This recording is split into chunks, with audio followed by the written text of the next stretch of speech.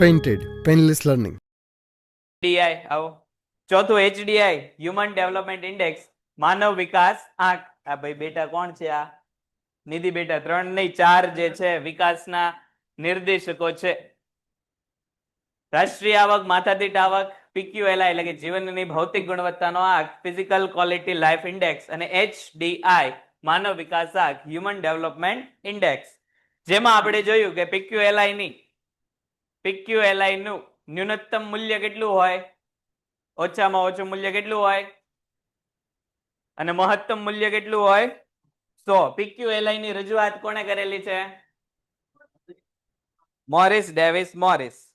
ચાલો હવે આગળ વધીએ એચડીઆઈ ઉપર, માનવ વિકાસ આંક ઉપર.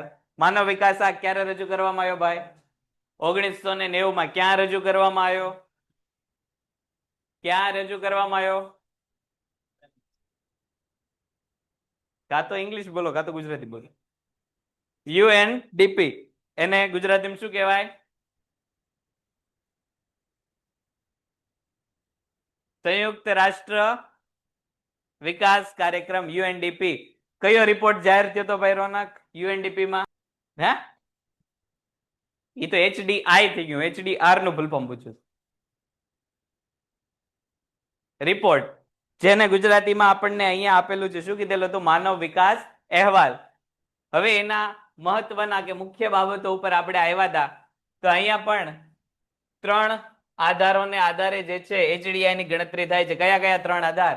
તો એક તો અપેક્ષિત આયુષ્ય, બીજું જ્ઞાન અથવા તો શિક્ષણ, અને સારું જીવન ધોરણ. આ 3 ના આધારે જે છે એચડીઆઈ નક્કી થાય છે. અને મહત્તમ મૂલ્ય કેટલું હોય છે? 1. તમને એમસીક્યુ અને 1 માર્કના પ્રશ્નમાં પૂછે. પીક્યુએલઆઈ હોય તો મહત્તમ કેટલું? પીક્યુએલઆઈ માં મહત્તમ કેટલું? 100. અને એચડીઆઈ હોય તો મહત્તમ કેટલું? 1. એચડીઆઈ નું મૂલ્ય 0 થી લઈને 1 ની વચ્ચે હોય તો પીક્યુએલઆઈ હોય તો 0 થી 100. જે દેશનો એચડીઆઈ 1 ની નજીક તે વધુ વિકસિત ગણવામાં આવે છે અને એચડીઆઈ નો ક્રમ ઊંચો મળે છે. એવી જ રીતે પીક્યુએલઆઈ હોય તો કોની નજીક હોય તો દેશ જે છે વિકસિત ગણશું આપણે 100 ની નજીક. જો પીક્યુએલઆઈ નો એચડીઆઈ તમને બંનેનો તફાવત ઘણી વાર પૂછે છે. તો આમાં તમને કહે છે કે તફાવત આપેલો નથી, તો તમને એમ થાય તો આઉટ ઓફ સિલેબસ પ્રશ્ન આવી ગયો. પણ આઉટ ઓફ સિલેબસ પ્રશ્ન નથી. આપણને ખબર હોવી જોઈએ કે મુદ્દા બનાવવા કઈ રીતે. આ મુખ્ય બાબતના આધારે જ તમે મુદ્દા લઈ શકો. સૌથી પહેલો મુદ્દો તો કયો હોય? તો કે ભાઈ પીક્યુએલઆઈ કોણે રજૂ કર્યું? એચડીઆઈ કાર્યક્રમ. એવું તમે બોલો તો મને મજા આવે ને તમને મજા આવે.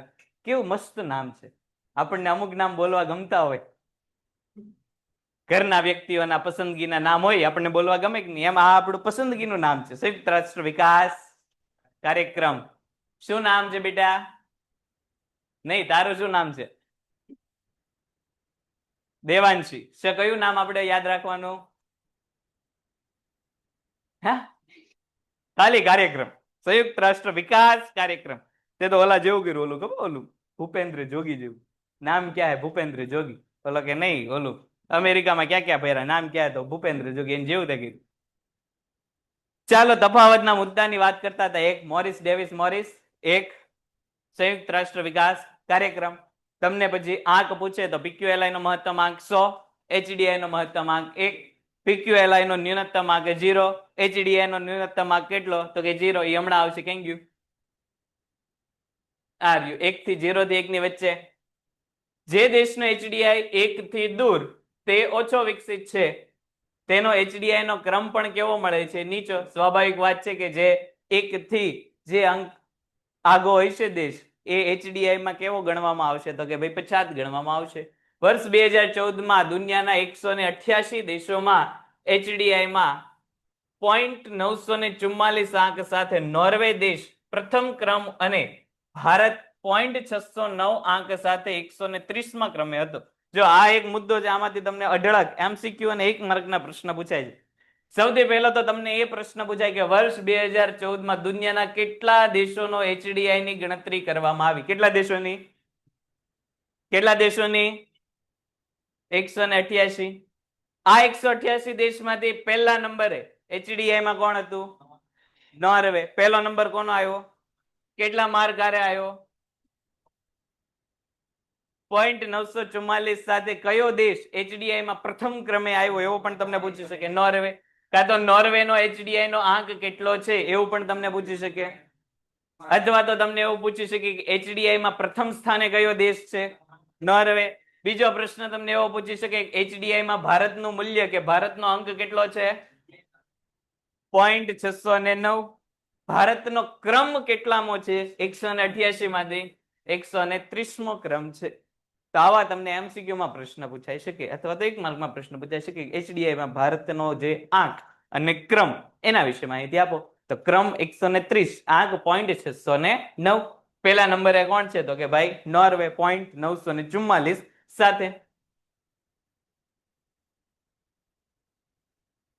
હવે પછીનો મુદ્દો આપણને આપેલો છે કે વર્ષ 2015 માં માનવ વિકાસ અહેવાલ HDR રજૂ. અહીંયા આપણને જે છે ચાર્ટ આપેલો છે વિશ્વના 188 દેશ, એમાંથી આપણા માટે IMP કયા છે? તો કે ભાઈ એક આપણે નોર્વે યાદ રાખવું પડે, એક ભારત યાદ રાખવું પડે અને એક નાઇજર.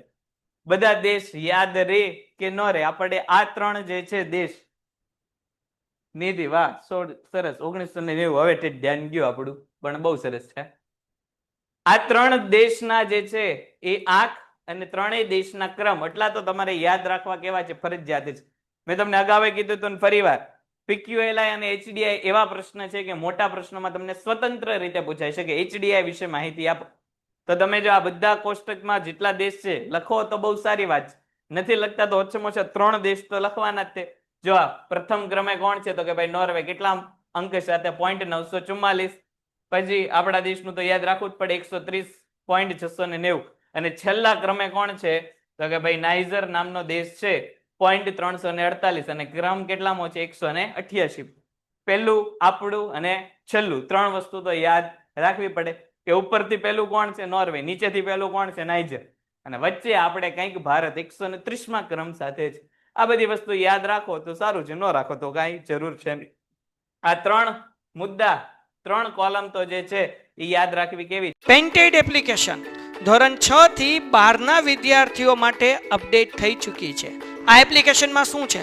બધા જ વિષયના વિડીયોઝ છે, ગુજરાતની બેસ્ટ ફેકલ્ટી દ્વારા લાઈવ લેક્ચર્સ છે, IMP પ્રશ્ન છે, ટેસ્ટ સિરીઝ છે અને ગુજરાતના તમામ વિદ્યાર્થીઓ સાથે તમે તમારી કમ્પેરિઝન કરી શકો છો.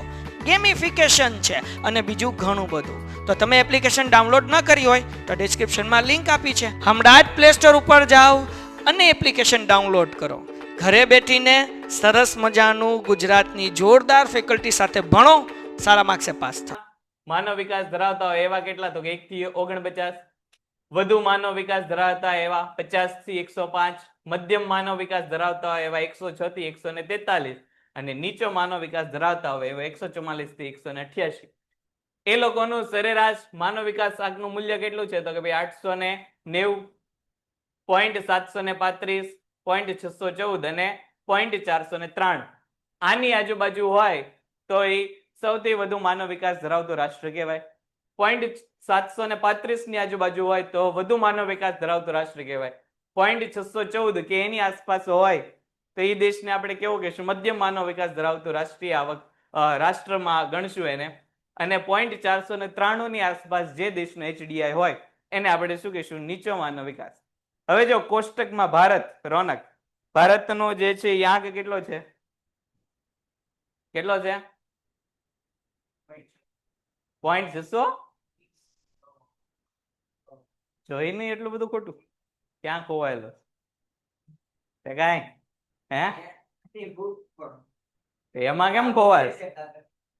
તું જ બોલ, કેટલામાં ભારતનો ક્રમ, ભારતનો આંક કેટલો છે? 0.609. તો મને ભૂલવાડી દી સારું. તો જો તો આમાંથી ભારત કયા દેશમાં આવે એવું તને લાગે છે? જોતો તો ભારતનો સમાવેશ શેમાં કરવામાં આવશે? મધ્યમ માનવ વિકાસ ધરાવતો દેશ. શું કામ? તો કે ભાઈ ભારતનો જે છે આંક કેટલો છે? 0.609. એ 0.614 થી ઓછું, પણ 0.493 થી કેવું છે? વધારે છે. એટલે ભારતની જે છે ગણતરી શેમાં થાય છે? HDI ની દ્રષ્ટિએ મધ્યમ માનવ વિકાસ ધરાવતા રાષ્ટ્રમાં થાય છે. 2015ના અહેવાલની કંઈક તારણો અહીંયા આપણને આપેલા છે. 2014માં માનવ વિકાસની દ્રષ્ટિએ 0.944 ના મૂલ્ય સાથે નોર્વે પ્રથમ નંબરે આવે છે, એ તો આપણને ખબર જ છે. ભારત 609 પોઈન્ટ સાથે 609 પોઈન્ટ સાથે 188 માંથી 130માં સ્થાને આવે છે. અને કેવા દેશોમાં એનો સમાવેશ થાય છે? મધ્યમ માનવ વિકાસ ધરાવતા ગ્રુપમાં જે છે એનો સમાવેશ થાય છે. 2014માં HDI માં છેલ્લા ક્રમે આફ્રિકા ખંડમાં આવેલ 348માં ક્રમની સાથે નાઇજર જે છે છેલ્લું સ્થાન ધરાવે છે. છેલ્લું એટલે કેટલામું? 188. છેલ્લું સ્થાન નાઇજર. ભારત 130મું. પેલું નોર્વે. નોર્વેનો 944, ભારતનો 609 અને નાઇજરનો 348. બસ આપણે માટે એટલું જ જરૂરી. જો એકની એક વસ્તુ વારંવાર આવે, આપણે કઈ અલગથી કઈ વસ્તુ લખતા નથી. જે વસ્તુ તારણમાં લખી એનું એ પાછું અહીંયા એની જ પાછી એની સમજૂતીમાં જો બધું એનું જ પાછું આવેલું અહીંયા એ જ આપણને મુખ્ય બાબતોમાં જે વસ્તુ કીધી એની પાછી તારણમાં. તો આપણે આમાં તો ઉસ્તાદ જ છીએ એકની એક વસ્તુ. આપણે તો એટલા ઉસ્તાદ છીએ કે આપણને કોઈ શરૂઆતની 2 શબ્દ કે આપણે આખું પેજ ભરી શકીએ, બરોબર કે નહીં? તો આમાં તો એકની એક વસ્તુ જ લખવાની. આપણે એટલા હોશિયાર તો છીએ ને કે ખાલી આગળની લીટી કહી દે, બાકી તો હું લખી નાખીશ, બરોબર કે નહીં? એવું થાય કે નહીં ઘણી વાર? બસ તો આવું તો આપણને આવડે જ થાય. શું બેટા કાંઈક તો કીધું તે કે એટલે બધાને મજા આવે, બરોબર કે નહીં બેટા? નહીં. ચાલો આગળ વધીએ. માનવ વિકાસ આંકનું મહત્વની વાત કરીએ. શા માટે HDI જે છે એ રાષ્ટ્રીય આવક, માથાદીઠ આવક અને PQLI ત્રણેય બાબત કરતા HDI જે છે શું કામ નવેસરથી લાવવામાં આવ્યું? તો સૌથી પહેલું આર્થિક વિકાસના HDI માપદંડમાં માત્ર આર્થિક નહીં પણ સામાજિક, આર્થિક અને સામાજિક બંને વસ્તુઓનો સમાવેશ થાય છે. કઈ રીતે? તો આપણે શરૂઆત કરી ત્યારે તમને કીધું હતું કે ભાઈ સામાજિક માળખાના ભાગરૂપે 2 વસ્તુ અહીંયા લીધેલી છે. કઈ 2 વસ્તુ? તો કે ભાઈ એક તો અપેક્ષિત આયુષ્ય અને જ્ઞાન. આ બંને કોના પાસા છે? સામાજિક. જ્યારે આર્થિક પાસાના ભાગરૂપે કોને સ્થાન આપવામાં આવેલું છે? સારું જીવન ધોરણ. PQLI માં જે ત્રણેય બાબતો હતી, કઈ કઈ 3 બાબત હતી બેટા PQLI માં?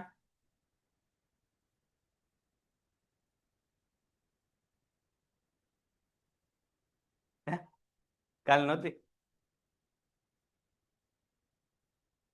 બોલતો બેટા તું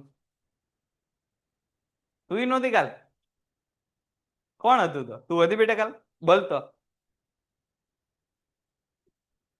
હા બોલ. શિક્ષણ, અપેક્ષિત આયુષ્ય અને બાળ મૃત્યુ દર. આ 3 બાબતો કોની હતી? તો કે ભાઈ સામાજિક પરિબળને જ લગતી હતી. આર્થિક પરિબળ જે છે PQLI ની ગણતરીમાં હતું નહીં. એ મર્યાદાને દૂર કરવા માટે HDI માં આર્થિક પરિબળના ભાગરૂપે કોને લેવામાં આવ્યું? સારું જીવન ધોરણ. એટલે અહીંયા માત્ર સામાજિક જ નહીં પણ આર્થિક બાબત બંને વસ્તુને જે છે એ સ્થાન આપવામાં આવે છે. HDI આર્થિક નીતિ ઘડતરને સૂચવે છે કે આર્થિક વિકાસ એ શું છે? તો કે ભાઈ સાધન છે અને માનવ કલ્યાણ જે છે શું છે? માનવ કલ્યાણ અંતિમ ઉદ્દેશ. પૈસા મેળવીને આપણે અંતે તો રોનક શું કરવાનું છે? તો કે ભાઈ માનવ કલ્યાણ જે છે એ મેળવવાનું છે. પૈસાથી આપણે શું લાવવાનું છે? કલ્યાણ કરવાનું છે. અને કેમ કલ્યાણમાં દાદા ચમચી પડી ગઈ? અંતે તો આપણે શું કરવાનું છે? કલ્યાણ કરવાનું છે. કોનું કલ્યાણ કરવાનું છે? વ્યક્તિનું, મનુષ્યનું કલ્યાણ કરવાનું છે. પૈસાથી જ કલ્યાણ થાય કે નહીં? હા તો પાડ થાય કે નહીં? હા, પૈસા હોય તો આપણે બધી વસ્તુમાં કલ્યાણ સરળતાથી જે છે એ મેળવી શકીએ છીએ. આપણે બરાબર આર્થિક પ્રગતિ વત્તા સામાજિક પ્રગતિ. સાચા અર્થમાં આપણે પ્રગતિ જે છે કોને કહી શકીએ? સાચા અર્થમાં પ્રગતિ એટલે શું? તો કે ભાઈ તમારો આર્થિક વિકાસ થવો જોઈએ. આર્થિકની સાથે સાથે શું થવું જોઈએ? સામાજિક વિકાસ થવો જોઈએ. પૈસા કમાવાના છે ને પૈસાથી પાછું જીવન કેવું જીવવાનું છે? સારું જીવવાનું. એવું નહીં પૈસા આવી જાય એટલે બધા લાલચી જીવન. ઘણા વ્યક્તિનું જીવન જ એવું હોય, પૈસા ગમે એટલા હોય પણ જીવનમાં કાંઈ હારાવાડ હોય નહીં. બધું જે છે એ દબાવીને બેસી જવાની પ્રવૃત્તિ કરતા હોય. પૈસા ગમે એટલા હોય પણ જીવન સારું જીવે નહીં. તો એવું નથી અહીંયા કરવાનું. આર્થિક પ્રગતિ તો કરવાની, પૈસા તો સારામાં સારા કમાવાના. એની સાથે શું કરવાનું ભાઈ? તો કે જીવન સારું જીવન. પૈસા હોય તો જીવન સારું જીવીએ કે નહીં આપણે? હા કે ના? હા ચાલો આગળ વધીએ. HDI જે છે એ શું છે? તો કે ભાઈ વિધેયાત્મક છે. HDI વધે એનો અર્થ દેશમાં શિક્ષણ અને આરોગ્યની સ્થિતિ સુધરી રહી છે. વિધેયાત્મક એટલે શું? તો કે HDI એક પ્રકારનું હકારાત્મક જે છે એ પરિવર્તન દર્શાવે છે. HDI શું દર્શાવે છે? હકારાત્મક પરિવર્તન. હકારાત્મક કઈ રીતે? તો કે ભાઈ દાખલા તરીકે કોઈ 100 માર્કનો તમે પેપર લેતા હો, 100 માર્કનો પેપરમાંથી તમારે 20 માર્ક આવે તો 100 માંથી આમ 20 લખો તો આ કેવું લાગે? તો કે ભાઈ આ જે છે થોડું ખરાબ લાગે. એની બદલે હકારાત્મક જે છે, હકારાત્મક આપણે શું લખશું? તો કે કાં તો પી લે ને કાં તો બંધ કરી દે, એમ ઘડી ઘડી ઠક ઠક ઠક ઠક કરવાનું. એની બદલે આપણે આવું લખીએ તો આ કેવી બાબત છે? તો કે ભાઈ હકારાત્મક બાબત થઈ ગઈ. 100 માંથી જો બંનેનું મૂલ્ય વસ્તુ એક જ છે, બંનેમાં વસ્તુ એક જ છે, પણ 80 જોવે તો આપણને એમ થાય ઓહો 80 માર્ક, પણ એ માઇનસ 80 છે. તો આ વસ્તુ કેવી છે? હકારાત્મક છે. આવું જોઈને કોઈકને એમ થાય લે બસ 20 જ માર્ક આવ્યો, ઓલો એમ છે બસ હજી 80 જ માર્ક ઘટે છે, હાલો હવે તો યુદ્ધ જ કલ્યાણ, હવે તો 80 માર્ક લાવી જ દેવાના છે, એવું થાય. હા, મોરે મોરો. તો આ કેવી બાબત થઈ ગઈ? હકારાત્મક બાબત થઈ ગઈ. એટલે પણ જુસ્સો જાગ્યો કે નહીં તને કે હવે 80 કેમ ઓછા આવ્યા, હવે 60 ઓછા કરવા, 70 ઓછા કરવા, એમ થાય કે એ તારો પેપર હમણાં આવે એટલે કરી નાખીએ આપણે. HDI થી વિકાસમાન દેશો કયા વિકાસની શક્યતા ધરાવે છે? કયા વિકાસની શક્યતા ધરાવે છે અને કયા સરકારે વધારે કામ કરવાનું છે તેનો ખ્યાલ આવે. HDI માં જે ત્રણેય પરિબળ છે કયા કયા? તો કે ભાઈ જ્ઞાન, પછી અપેક્ષિત આયુષ્ય અને સારું જીવન ધોરણ. આ ત્રણેય જગ્યાને ક્યાં સરકારને વધુ કામ કરવાની જરૂર છે? શિક્ષણ ઉપર વધુ કામ કરવાની જરૂર છે, અપેક્ષિત આયુષ્ય વધે એવા કામ કરવાની જરૂર છે, કે લોકોનું જીવન ધોરણ સુધારવું છે, ક્યાં કામ જે છે સરકારે વધુ કરવાની જરૂર છે, એ વિશેની માહિતી અહીંયા HDI ના આધારે મળે છે. HDI એ કેવું છે? તો કે ભાઈ વધારે પ્રગતિશીલ ખ્યાલ છે. શું કામ પ્રગતિશીલ ખ્યાલ છે? તો આપણને પહેલા જ મુદ્દામાં કહી દીધું કે અહીંયા આર્થિક એક જ પાસું નહીં પણ સામાજિક કલ્યાણ બંને, એટલે કે આર્થિક અને સામાજિક બંને પાસાને ધ્યાનમાં લેવામાં આવેલું છે. એટલા માટે HDI શું છે? તો કે ભાઈ પ્રગતિશીલ ખ્યાલ છે. ખ્યાલ આવે છે ભાઈ તને? આવવું જ જોઈએ, હવે કેમ ન આવે? ખ્યાલ આવે છે બેટા તને? બેટા તને ખ્યાલ આવે છે? શું ભણીએ છીએ આપણે? માનવ વિકાસ આંક આપણે ભણી રહ્યા છીએ. આ માનવ વિકાસ આંક જે છે એનું ફૂલ ફોર્મ, માનવ વિકાસ આંક પોતે જ ફૂલ ફોર્મ છે, એનું કઈ ફૂલ ફોર્મ છે જ નહીં. HDI નું ફૂલ ફોર્મ તે કીધું એ જ. માનવ વિકાસ આંક તો પોતે જ ફૂલ ફોર્મ છે. બોલો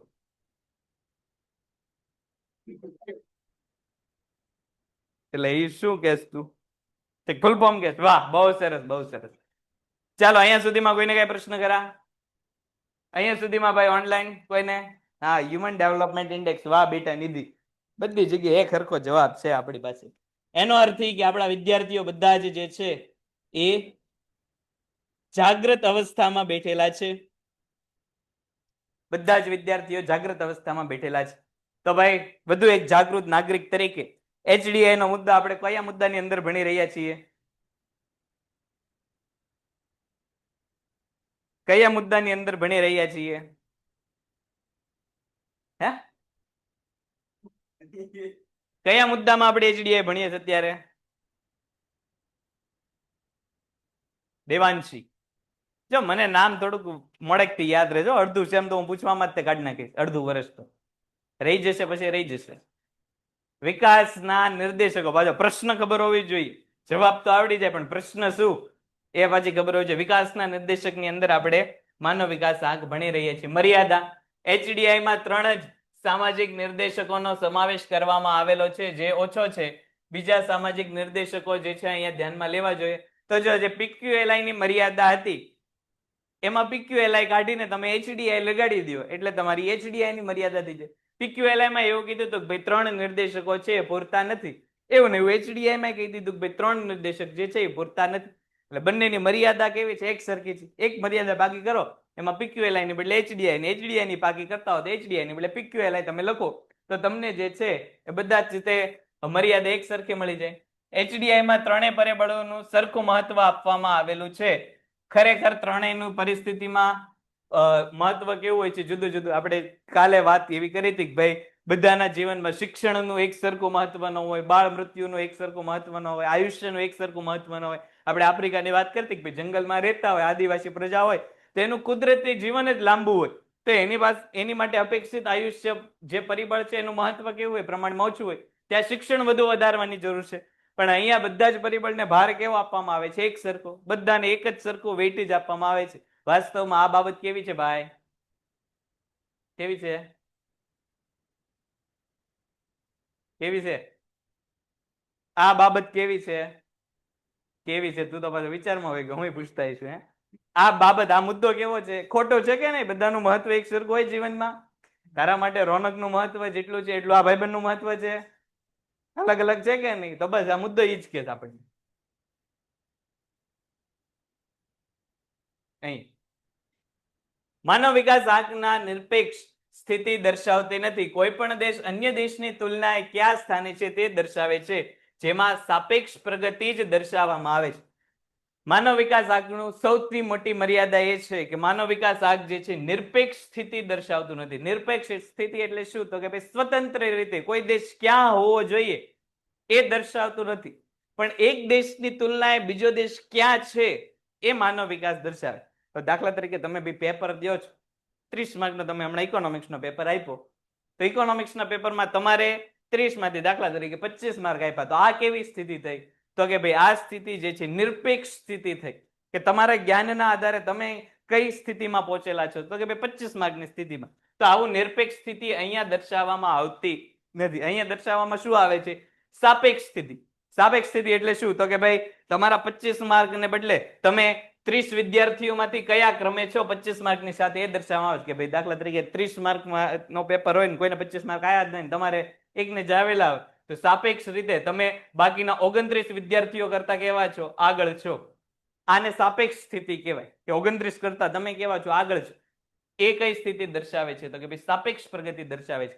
તમે ક્યાં હોવા જોઈએ એવું HDI દર્શાવતું નથી, પણ બીજાની તુલનામાં તમે અત્યારે ક્યાં છો એ પરિસ્થિતિ જે છે અહીંયા HDI માં દર્શાવવામાં આવે છે. એ એની મોટી મર્યાદા છે કે નિરપેક્ષ જે છે પ્રગતિ કે નિરપેક્ષ માપ દર્શાવતું નથી, સાપેક્ષ પ્રગતિ દર્શાવે છે. એક દેશની તુલનાએ બીજો દેશ ક્યાં છે એ બાબત જે છે HDI રજૂ કરે છે. HDI કેટલો હોવો જોઈએ એવું કોઈને ખબર નથી. ભાઈ ભારત દેશમાં 140 કરોડની વસ્તી છે, તો એનો HDI કેટલો હોવો જોઈએ એવું દર્શાવવામાં આવતું નથી. પણ અમેરિકા, નોર્વે એનો ભાઈ 0.944 છે, તો એની સરખામણીએ ભારતનો કેટલો છે? તો કે ભાઈ 0.609.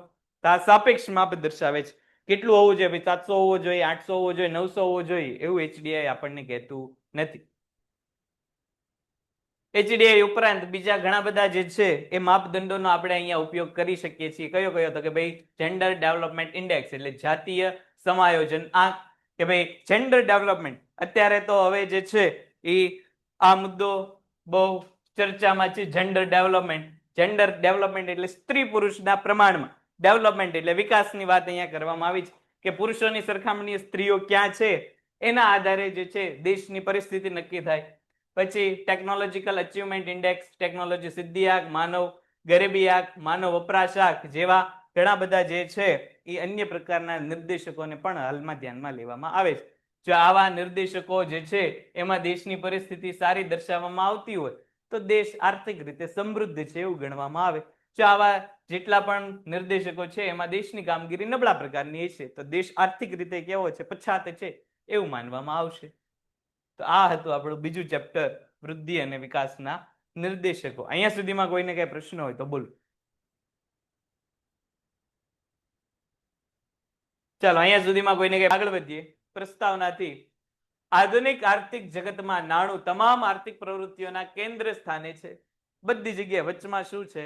નાણું છે. જેટલું કામ થાય છે કોના માટે થાય છે? નાણાં માટે. રોજગાર મેળવશો, નોકરી કરશો, શિક્ષણ કરશો, સારી એવી જે છે આવક ઊભી કરવા માટેની આ બધી જ પ્રવૃત્તિ છે. ખરીદ વેચાણ કરશો, વેપાર કરશો, રોજગારી મેળવશો, બધું જ કામ કોના માટે કરશું? તો કે ભાઈ પૈસા માટે. દરેકે દરેક આર્થિક પ્રવૃત્તિ, અને આર્થિકની દરેક પ્રવૃત્તિના કેન્દ્ર સ્થાને શું છે? નાણું જ છે. પૈસા વગર અત્યારે એક પણ જીવન શક્ય છે નહીં. પૈસા હોય તો બધું થઈ જાય. આજે વ્યક્તિની જરૂરિયાત સંતોષવા માટે વસ્તુ અને સેવાના ખરીદ વેચાણ ખરીદવા નાણાંની જરૂર પડે છે. કોઈ પણ વસ્તુ કે સેવા તમારે લેવી હશે બેટા, કાંઈ પણ આપણે લેવું હોય બધી જગ્યાએ કોની જરૂર પડે? પૈસાની જરૂર પડે. પછી 4 ભાઈઓ 5 ભાઈઓ બધી જગ્યાએ જરૂર પડે. નાણું વિનિમયનું માધ્યમ છે. વિનિમય એટલે શું? તો કે ભાઈ લેવડ દેવડ માટેનું એક પ્રકારનું માધ્યમ છે. નાણાં આપીને તમે વસ્તુ કે સેવા લઈ શકો છો, અને વસ્તુ કે સેવાના બદલામાં તમે નાણાં લઈ શકો છો, એટલે વિનિમયનું માધ્યમ છે. સાથે મૂલ્યનો સંગ્રાહક પણ છે. એટલે કે ભાઈ તમારે અત્યારે તમારી પાસે બહુ પૈસા વધી ગયા છે અને તમારે પૈસાનો જે છે ઉપયોગ કરવો નથી, તો તમે પૈસાનો સંગ્રહ કરી શકો છો. એવું નહીં કે ભાઈ આજે પૈસા આવ્યા આજે ને આજે ઉડાડી દેવા. આજે તમારે પૈસાની જરૂરિયાત નથી તો ઘરમાં કે બેંકમાં તમે મૂકી શકો છો, અને ભવિષ્યમાં એના પૈસાથી જે છે તમે વસ્તુ ખરીદી શકો છો. આજે તમને ઘરેથી 10 રૂપિયા આપ્યા અને 10 રૂપિયા આજે તમે વાપરા નથી, એ 10 રૂપિયાની નોટ કાલે લઈને તમે કોઈ પાણીપુરી વાળા પાસે જાઓ, ભાઈ લાઈ તમને 10 રૂપિયાની પાણીપુરી ખવડાવો, તો એ કઈ ના ન પાડે કે ભાઈ આ તો કાલની વાસી નોટ થઈ ગયેલી, તો આજની તાજી નોટ 10 ની લાવ. કે તો તમે ગમે ત્યારે પૈસા લઈને જાઓ, તમને એ વસ્તુ તો આપી જ દેવાનો 10 રૂપિયાની, બરોબર છે. એટલે મૂલ્યનો શું છે? તો કે ભાઈ સંગ્રાહક છે. ભવિષ્યમાં ઉદ્ભવનારી જરૂરિયાતો ખરીદવા લોકો નાણાંને શું કરે છે? બચાવે છે. પૈસા જો હશે તો તમે વર્તમાન જરૂરિયાતો તો પૂરી કરી જ શકો છો, પણ બચાવેલા નાણાંથી તમે શું કરી શકો છો? ભવિષ્ય માટેની જે છે એ પણ વસ્તુ કે સેવા ખરીદી શકો છો. એટલે જો તમારા ઘરમાં મોટે ભાગે પપ્પાનું કામ શું હોય? તો કે ભાઈ પૈસા કમાવાનું. મમ્મીનું કામ શું હોય? તો કે ભાઈ આ બચત કરવાનું. આખા મહિનામાં 1લી તારીખે પગાર આવે એટલે મમ્મી આખું લાંબુ લિસ્ટ કાઢે કે ભાઈ દાખલા તરીકે 100 રૂપિયાનો પગાર હોય તો રૂપિયાની કેટલી વસ્તુ લાવશું, 2 રૂપિયાની કેટલી, 5 રૂપિયાની કેટલી, 10 રૂપિયાની કેટલી, પછી કેટલા વધ્યા તો કેટલા રૂપિયા વધ્યા એ આપણે મૂકી દઈએ. પછી શું કરશું? એનો ભવિષ્યમાં કંઈક ઉપયોગ કરશું, એવું આપણું મમ્મી મોટામાં મોટું લિસ્ટ કાઢે. શું કામ એવું? તો કે ભાઈ આજે જો પૈસા બચાવશું કાલે ભવિષ્યમાં એવી પરિસ્થિતિ બની કે ભાઈ પૈસા ઓછા જ, અથવા તો કંઈક આકસ્મિક જરૂરિયાત આવી બની, તો એવી પરિસ્થિતિમાં આ પૈસાનો ઉપયોગ આપણે કરી શકીએ. નાણાંથી આપણે વર્તમાન જરૂરિયાતો સંતોષશું, સાથે સાથે શું કરશું? તો કે ભાઈ ભવિષ્યની જરૂરિયાતોને પણ આપણે જે છે નાણાં દ્વારા સરળતાથી મેળવી શકશું. માનવી અમર્યાદિત જરૂરિયાત ધરાવે છે. માનવીની જરૂરિયાતો કેવી છે? બધી અમર્યાદિત છે. અમર્યાદિત એટલે શું? તો કે એક જરૂરિયાત પૂરી થાય ને બીજી જરૂરિયાત ઉદ્ભવે. આપણને ખોરાકની જરૂરિયાત આપણે પૂરી કરીએ એટલે ખોરાકની જરૂરિયાત પૂરી થાય એટલે આપણને મોજશોખની પાછું નવી જરૂરિયાત ઉદ્ભવે. તમે ઓલું અત્યારે લગભગ બીએમાં માસ્લોની જરૂરિયાતનો અગ્રતા ક્રમનો સિદ્ધાંત એવું ભણી ગયા છો કે આવતું હોય છે લગભગ વાણિજ્ય વ્યવસ્થા? તો હવે આવશે. 5 પ્રકારની જરૂરિયાતો હોય એમાં તમારે બધું કે છે વ્યક્તિ કે વ્યક્તિની જરૂરિયાતો કેવી છે? અમર્યાદિત છે. એકવાર આપણે ખોરાક ખાઈ લીધો પછી આપણી બીજી શું જરૂરિયાત હોય? હવે પેટ ભરેલું, ચાલો ઘડીક રીલ્સ ઘુમેડી લઈએ. તો રીલ્સ ઘુમેડતા ઘુમેડતા પાછું જે છે ચાર્જિંગ ખાલી થઈ જાય એટલે ફોન ચાર્જિંગમાં મૂકીને ઘડીક ટીવી જોવા બેસી. ટીવી જોઈને કંટાળો ચડે ત્યાં પછી ભૂખ લાગી જાય એટલે હાલો પાછું કંઈક ખાઈ લઈએ. ખાઈ પી લઈએ એટલે પાછા ભાઈબંધ યાદ આવે, હાલો ભાઈબંધને મળતા આવી. ભાઈબંધને મળીએ ત્યાં પાછું એમ થાય હવે ઘડીક પાછી રીલ્સ તો જોવી જ પડશે, હાલો પાછા રીલ્સ જોઈ લઈએ. રીલ્સ જોઈએ ત્યાં પાછી ભૂખ લાગી જાય, હાલો પાછા ખાઈ લઈએ. ખાઈ લઈએ પાછા આપણે તાજા માજા થઈ જાય, હાલો ઘડીક ટીવી જોઈ લઈએ. તો જો આપણી જરૂરિયાતો કેવી છે? અમર્યાદિત છે. આ તમારી અત્યારની વાત કરીએ આપણે કે અત્યારની જનરેશન મોટે ભાગે આમ રાઉન્ડ જ ફરતી હોય. ક્યાં? તો કે ભાઈ રસોડું, રસોડાથી ઇન્સ્ટાગ્રામ, ઇન્સ્ટાગ્રામથી ફેસબુક, ફેસબુકમાંથી ભાઈબંધ, ભાઈબંધમાં પાછું રસોડું, પાછું ઇન્સ્ટાગ્રામ, પાછું સર્કલ ફેરા જ રાખે. એવી જ રીતે વ્યક્તિનું જેમ જેમ જીવન આગળ વધે, હવે આપણે આગળ વધશું ને જીવનમાં એમ જરૂરિયાત આપણી કેવી થશે? વધશે ને. અત્યારે ભલે આપણે સાયકલમાં ફરતા હોય પણ પછી તો ભાઈબંધને સ્કૂટરમાં ફેરવવાની ઈચ્છા થાય આપણને, એટલે ભાઈબંધ હાટું આપણે સ્કૂટર લેવું પડે. પછી વધારે ભાઈબંધ વધી ગયા તો પછી ભાઈબંધ હાટું 4 વ્હીલ લેવી પડે. એનથી વધારે ભાઈબંધ વધી ગયા ભાઈબંધ હાટું પછી પ્લેન લેવું પડે કે નહીં? તો જો સ્કૂટરમાં સાયકલમાં આપણે જે છે તો તમારા ઉદાહરણ છે ભાઈ, ન તારે લેવાનું ન મારે લેવાનું, આ બધું કહેવાનું. આ બધું તો મજા આવે. શું આવી વાત કરીએ તો મજા આવે? આ બધી મજાની વાત છે. બાકી તને ખબર છે મને ખબર છે ન તું પ્લેન લઈશ ન હું લઈશ. હું તો કદાચ લઈ જરૂરિયાતનો ક્રમ ચાલ્યા રાખ કે ભાઈ એક વસ્તુની જરૂરિયાત આપણે સંતોષી, એકવાર પૈસા આવી ગયા, પૈસામાંથી આપણે વસ્તુ ખરીદી લીધી, બસ પછી જીવન પૂરું નહીં. પછી પાછી નવી વસ્તુ લેવાની ઈચ્છા થાય, નવી વસ્તુ લઈ લીધી પછી જીવન પૂરું નહીં, પછી પાછી નવી વસ્તુ લેવાની. આવું આપણને ખાસ કરીને જો તો ફોનમાં થાય કે હજી નવો ફોન લીધો હોય ત્યાં પાછો નવો ફોન બજારમાં આવે એટલે આપણને એમ થાય ચટ 2 દિવસ રાહ જોઈ લીધી તો નવું મોડેલ લઈ લે. ત્યાં પાછું એ નવું મોડેલ લઈએ, ત્યાં પાછો 2-3 દિવસમાં પાછો નવો ફોન આવે. પછી એમ હજી 2-3 દિવસ રહી ગયા હજી કંઈક નવું મોડેલ આપણે લે.